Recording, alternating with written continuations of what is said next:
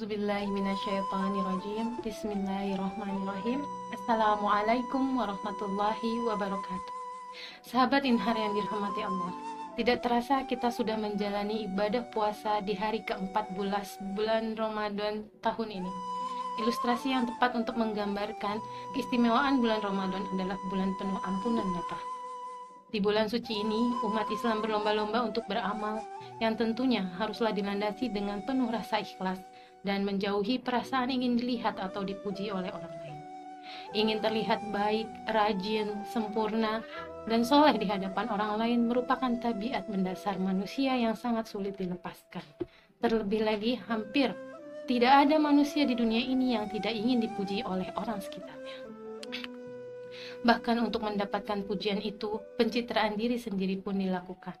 Misalnya, pura-pura baik, dermawan, rajin, soleh ketika ada orang, atau ketika dilihat oleh orang lain, atau ketika sedang bersama dengan banyak orang, dan lain sebagainya.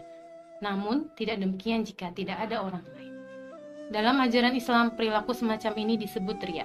Riya berarti mengerjakan perbuatan lantaran mengharap pujian dan sanjungan orang lain, bukan berdasarkan keikhlasan.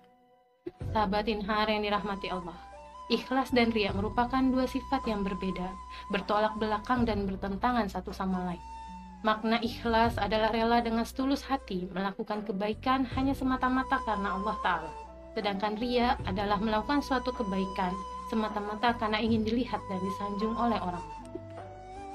Sahabat Inhar yang dirahmati Allah, riya adalah salah satu perbuatan tercela yang dibenci oleh Allah Subhanahu wa Ta'ala dan Rasulullah Shallallahu Alaihi Wasallam. Tentang riya, Allah berfirman dalam Al-Quran Surah An-Nisa ayat 38, yang artinya, dan juga orang-orang yang menafkahkan harta-harta mereka karena riya kepada manusia dan orang-orang yang tidak beriman kepada Allah dan kepada hari kemudian. Barang siapa yang mengambil syaitan itu menjadi temannya, maka syaitan itu adalah teman yang seburuk-buruknya. Na'udzubillah. Bahkan Rasulullah pada suatu kesempatan menyampaikan kekhawatirannya tersendiri kepada para sahabatnya tentang riya terhadap umatnya. Rasulullah bersabda dalam hadis yang diriwayatkan Imam Ahmad, "Sesungguhnya yang paling aku takutkan atas kalian adalah syirik kecil, yaitu riya."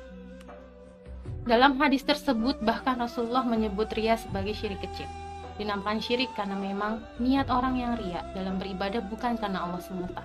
Ia menyekutukan Allah dengan nafsunya sendiri dan respon orang lain. Orang yang riya sudah menduakan Allah dengan niat-niat lainnya. Sebuah amal yang dihinggapi riya seringkali mempertimbangkan bagaimana orang lain memberi tanggapan.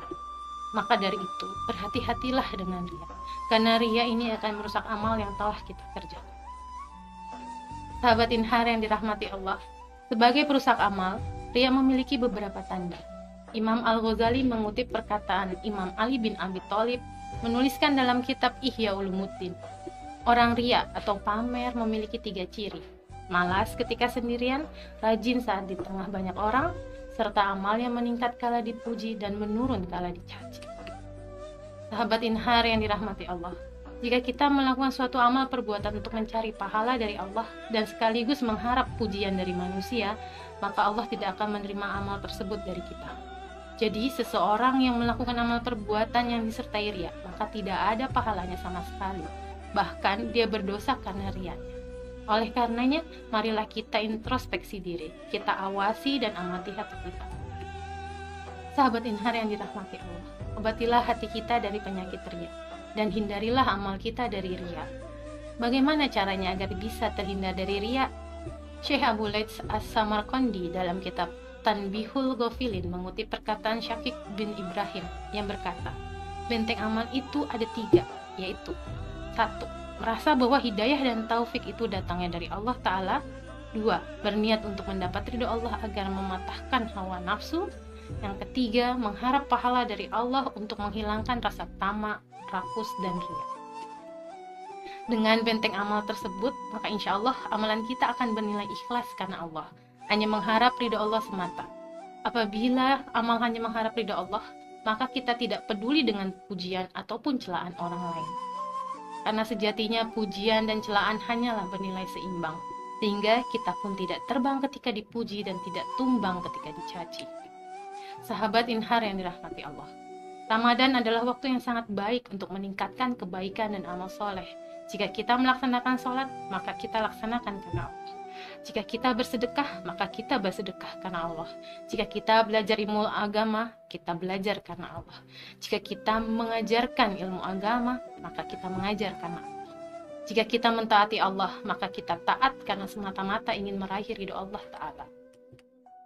Jika kita melakukan itu semua bukan karena Allah, melainkan karena tujuan-tujuan lainnya, maka sia-sialah umur kita dan alangkah ruginya waktu kita. Semoga Allah Ta'ala selalu membimbing kita, memberikan pertolongan pada kita untuk tetap istiqomah di jalannya. Amin, amin ya Rabbal Alamin. Jazakumullah khair, wabillahi taufiq wal hidayah.